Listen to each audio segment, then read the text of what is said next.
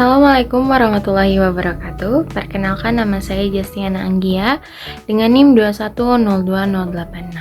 Sebagai salah satu bentuk pemenuhan tugas menulis akademik dengan dosen pengampu Ibu Dr. Ani Nuraini MPD, di sini saya akan menjelaskan salah satu aplikasi atau tools AI yang biasanya digunakan dalam pembuatan skripsi atau penelitian lainnya, yaitu Schematic Scholar. Schematic Scholar ini biasanya digunakan untuk mencari sumber referensi yang memang relevan dengan rencana penelitian yang akan kita buat. Untuk lebih lanjutnya lagi, mari kita simak terkait pemaparan Schematic Scholar. Untuk penggunaan tools AI Schematic Scholar ini, kita bisa langsung saja mencarinya di pencarian seperti Google, Chrome, ataupun yang lainnya. Nah, kita langsung klikkan saja Schematic Scholar. Kita pilih yang paling atas untuk websitenya. Nah, ini tampilan awalnya seperti ini. Ada penjelasan-penjelasan terkaitnya. Kemudian tidak diharuskan juga untuk membuat akun ya dalam Schematic Scholar ini, karena Schematic Scholar ini berbeda dengan AI ChatGPT atau yang seperti itu, karena Schematic Scholar ini lebih kepada bagaimana cara kita mencari referensi jurnal yang memang relevan dengan rencana penelitian kita.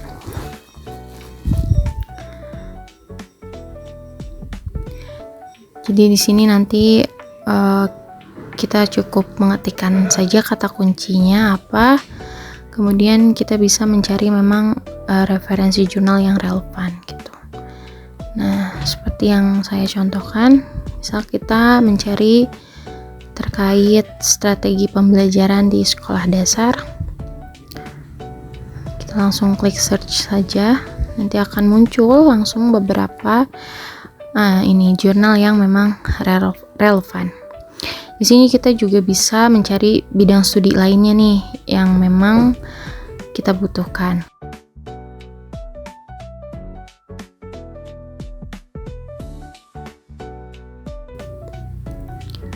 Seperti education, science, mathematics, ataupun yang lainnya.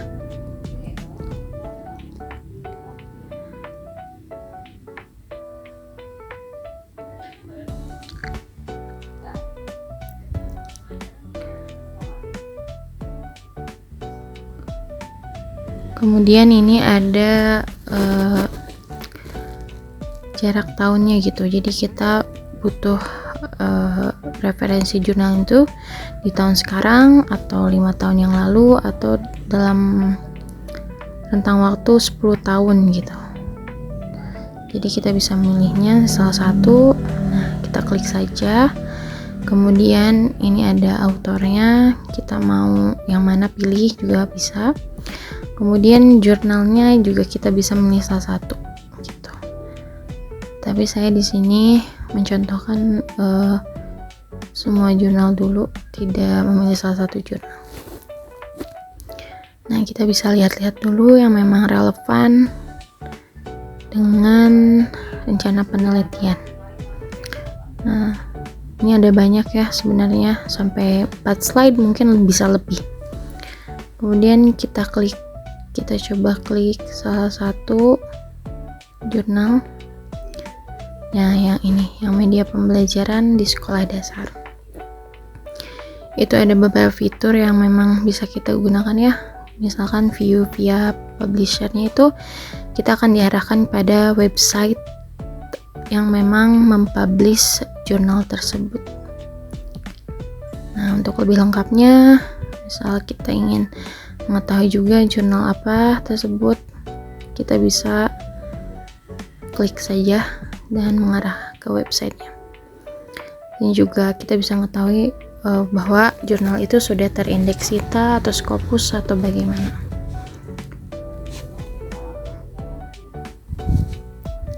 Nah, kemudian untuk melihat file PDF-nya, kita bisa klik di sebelah situ, di yang full text ada PDF-nya.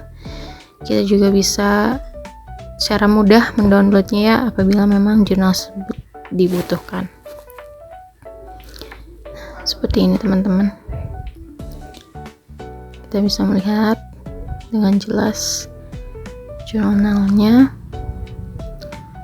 Kemudian kembali kita melihat, oh iya, ini juga ada 13 referensi lainnya.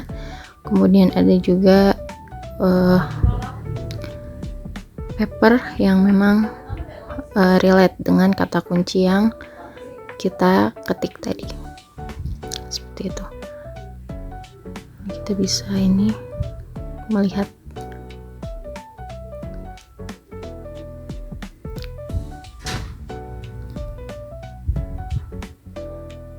karena memang tools AI ini layaknya Google Scholar, jadi kita hanya bisa melihat memang jurnal yang relevan dengan rencana penelitian yang akan kita buat nanti.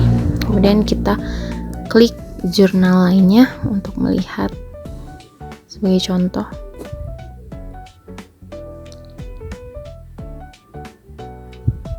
Nah, ini juga sama, kita diarahkan ke website publishernya.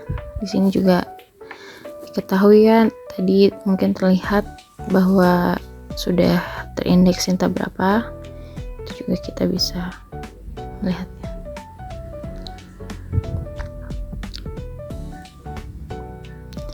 Ini banyak juga jurnal-jurnal lainnya.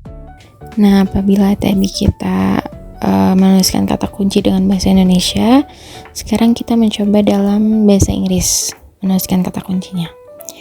Sama seperti tadi, akan muncul beberapa jurnal yang memang relevan seperti yang ada pada video. Kemudian tampilannya ini lebih lengkap kalau untuk kita mencari kata kuncinya menggunakan bahasa Inggris, karena paper atau jurnal yang ditampilkan pun ini kebanyakan memang jurnal internasional. Namun memang kurang diketahui juga ya apabila terindeks Scopus berapa-berapanya. Seperti pada tampilan, misal kita milih salah satu jurnal. Nah, kelebihannya itu kita bisa ada mengajukan pertanyaan seperti pada kolom Ask This Paper. Misal kita mengajukan salah satu pertanyaan, nanti akan muncul jawabannya. Nah, ini sebagai pembanding gitu. Jadi kita bisa menanyakan beberapa hal terkait mungkin tujuannya dari jurnal tersebut apa, kemudian metode yang digunakannya apa, itu akan ada penjelasan.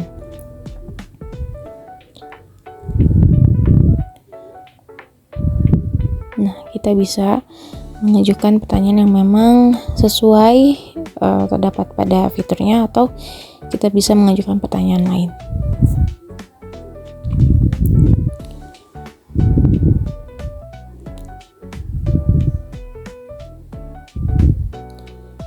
Nah, seperti pada video ya, ada penjelasannya itu terkait memang jawaban dari pertanyaan yang diajukan.